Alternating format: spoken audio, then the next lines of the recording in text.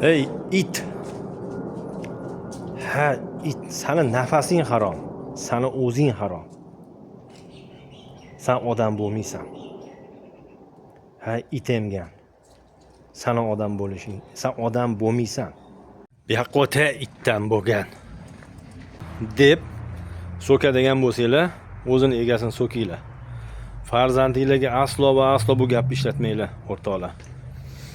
It desangiz, kuni kelib o'zingizni qopadi. Mol desangiz, kuni kelib o'zingizni shohalaydi.